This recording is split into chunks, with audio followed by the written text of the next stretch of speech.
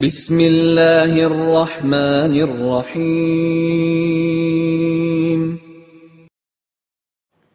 السلام علیکم ورحمۃ اللہ وبرکاتہ۔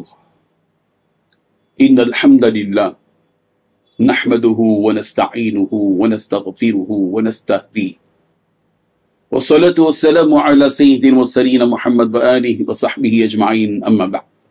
حاضرین و ناظرین، یہ درس حدیث نمبر 75 ہے، 75، اور آج کا عنوان ہے رحمت اور عذاب کے فرشتوں کا تذکرہ۔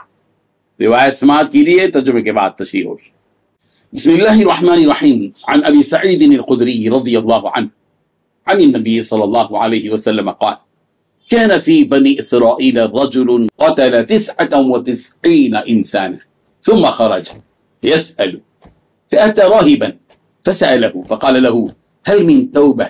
قال لا، فقتله فجعل يسأل فقال له رجل ائت قرية كذا وكذا، فأدركه الموت فناء بصدره نحوها فاختصمت فيه ملائكة الرحمة وملائكة العذاب، فأوحى الله إلى هذه أن تقربي وأوحى الله إلى هذه أن تباعدي، وقال قيسوا ما بينهما، فوجد إلى هذه أقرب بشبر فغفر له، متفق علیہ۔ ترجمہ ہے، حضرت ابو سعید خدری رضی اللہ عنہ سے روایت ہے کہ نبی رحمت صلی اللہ علیہ وسلم نے فرمایا، بنی اسرائیل میں ایک شخص تھا جس نے 99 خون ناحق کیے تھے۔ پھر وہ شرمندہ ہو کر مسئلہ پوچھنے نکلا۔ وہ ایک درویش کے پاس گیا، راہب کے پاس، اور اس سے پوچھا کہ کیا اس گناہ سے توبہ قبول ہونے کی کوئی صورت ہے؟ درویش نے جواب دیا کہ نہیں، کوئی صورت نہیں، اب توبہ ہوبا کچھ ہونے والی نہیں۔ یہ سن کر اس نے اس درویش کو بھی قتل کر دیا، 100 خون پورے کر دیے۔ 99 کیا تھا تو 100 خون پورے کر دیے۔ پھر وہ دوسروں سے پوچھنے لگا۔ آخر اس کو ایک درویش نے بتایا کہ فلاں بستی میں چلا جا۔ وہ آدھے راستے بھی نہیں پہنچا تھا کہ اس کی موت واقع ہو گئی۔ مرتے مرتے اس نے اپنا سینہ اس بستی کی طرف جھکا دیا جس بستی کی طرف جا رہا تھا۔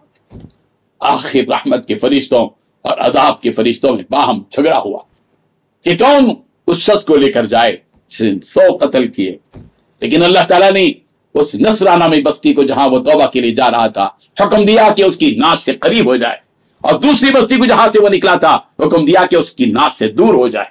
پھر اللہ تبارک و تعالیٰ نے فرشتوں سے فرمایا کہ اب دونوں کا فاصلہ دیکھو، اور جب ناپا تو اس بستی کو جہاں وہ توبے کے لیے جا رہا تھا ایک بالش ناش سے نزدیک پایا، اس لیے وہ بخش دیا گیا۔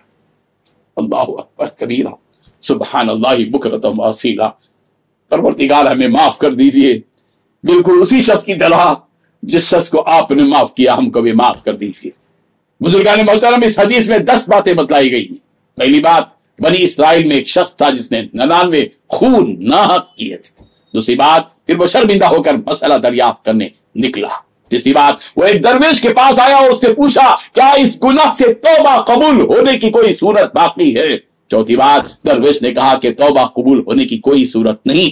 پانچویں بات، یہ سن کر اس نے اس درویش کو بھی قتل کر دیا اور 100 خون پورے کر دیے۔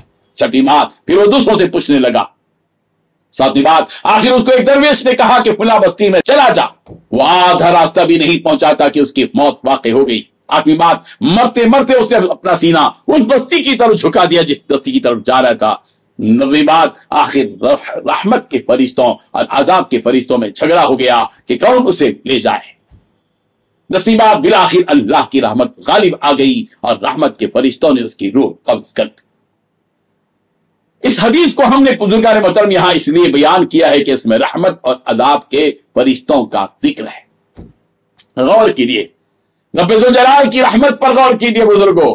ایک وہ شخص جس نے 99 قتل کیے تھے اور اس کے دل میں اس بات کی فکر پیدا ہوئی شرمندگی کے ساتھ کہ پروردگار مجھ سے بڑی غلطیاں ہو گئی، میں نے اتنے قتل کر دیے۔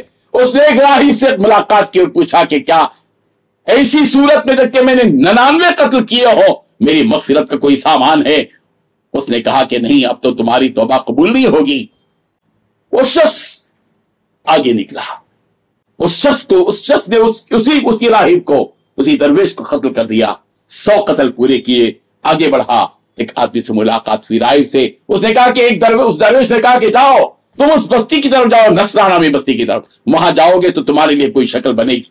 वो जाने लगा, उस बस्ती की तरफ जा रहा था ताकि अल्लाह तबारक व तआला उसको माफ करे, उसकी तौबा कबूल हो, उसी इरादे से जा रहा था। रब्बुल जलाल की रहमत के वाकया ये हुआ कि उसी दौरान जबकि वो रास्ते में चल रहा था, उस बस्ती की तरफ जा रहा था जहां उसके लिए बख्शिश का सामान मिल जाए, उसकी मौत वाक़ई हो गई। जब उसकी मौत वाक़ई हुई तो उसने अपना चेहरा अल्लाह की बख्शिश को मांगने के लिए अपना चेहरा उस बस्ती की तरफ किया जिस बस्ती की तरफ वो अल्लाह की मग़फ़िरत और बख्शिश पाने के लिए जा रहा था। अपना चेहरा मोड़ लिया। अल्लाह ताला को उसकी अदा इतनी पसंद आई तो उसने फरिश्तों को भेजा। फरिश्ते आए रहमत के भी, फरिश्ते आए अज़ाब के भी, और दोनों फरिश्ते कहने लगे हम ले जाएंगे इसको इसलिए कि इसने 100 कत्ल किए हैं। और दूसरी तरफ वो रहमत के फरिश्ते आए उसको इस वजह से लेकर अपने साथ जाना चाह रहे थे कि वह अल्लाह की बख्शिश का तलबगार बनकर जा रहा था। अल्लाह अकबर। रब्बुल जलाल ने कुदरत का एक निजाम फरमाया। वो बस्ती जो नसरा नामी थी, उस बस्ती को हुक्म दिया कि तुम इस नाश के करीब हो जाओ, इस शख्स के करीब हो जाओ। वो बस्ती उसकी करीब हो गई और बस्ती से कहा जो वो जहां से निकला था, कहा तुम उससे दूर हो जाओ। यहां तक कि जब फरिश्ते आए झगड़ रहे थे, उन दोनों के बारे में तय हुआ, नापा उन्होंने उस जमीन को, फैसला किया कि अगर वो जिस बस्ती की तरफ जा रहा था उससे अगर करीब हो तो रहमत के फरिश्ते लेकर जाएंगे और अगर वो दूर हो तो अजाब के फरिश्ते ले जाएंगे। चुनांचे दोनों फरिश्तों ने नापा तो देखा कि एक बालिश्त उस बस्ती से वो शख्स करीब है जिस बस्ती की तरफ वो रहमत, अल्लाह की रहमत और बख्श मांगने के लिए जा रहा था। रब्बुल जलाल ने फैसला कर दिया इसकी मग़फ़िरत कर दी जाए। फ़ग़ुफ़िर लह, अल्लाह ने उसको माफ कर दिया। रहमत के हक बहाना भी जो है, अल्लाह की रहमत बहाना ढूंढती है अपने बंदों को कैसे माफ करे। परवरदिगार से हम सबको, सुनने वालों को, कहने वाले को परवरदिगार की तरफ रुजू होकर ये कहना चाहिए कि परवरदिगार हमको भी कम से कम ऐसा इंसान बना दे इस बंदे को आपने माफ कर दिया, हमको भी माफ कर।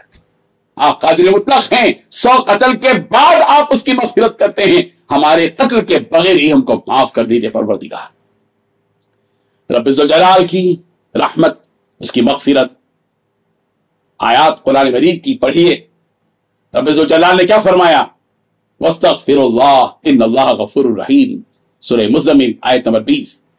अल्लाह से मग़फ़िरत की माफी मांगो, मग़फ़िरत मांगो, माफी मांगो, बेशक अल्लाह माफ करने वाला, रहम करने वाला है। और रब्बुल जलाल ने इरशाद फरमाया कुल या इबादियल्लज़ीना असरफ़ू अला अनफुसिहिम ला तक़नतू मिन रहमतिल्लाह इन्नल्लाह यग़फ़िरुज़्ज़ुनूब जमीआ इन्नहु हुवल गफ़ूरुर रहीम। कह दीजिए पैगंबर, ए मेरे वो बंदो, अल्लाह कह रहे हैं, ए मेरे वो बंदो जिन्होंने अपनी जानों पर जुल्म किया है, अल्लाह की रहमत से मायूस मत हो जाओ, बेशक अल्लाह सारे गुनाहों को माफ कर देगा, बेशक वो माफ करने वाला, रहम करने वाला। और कहा गया वो अनीबू इला रब्बिकुम वअस्लिमू लह मिन क़ब्ल अन यअतियकुमुल अज़ाब सुम्मा ला तुनसरून। ए मेरे बंदो, तुम अपने परवरदिगार की तरफ रुजू करो, उसके फरमाबरदार बन जाओ उस दिन के आने से पहले पहले, उस अजाब के आने से पहले पहले, कि फिर जब वो अजाब आ जाएगा तो तुम्हारी मदद नहीं की जाएगी। अल्लाह तबारक व तआला हम सबको इन आयात पर गौर व फिक्र करने की तौफीक अता फरमाए। आमीन व आखिरु दाअवाना अनिल हम्दुलिल्लाहि रब्बिल आलमीन।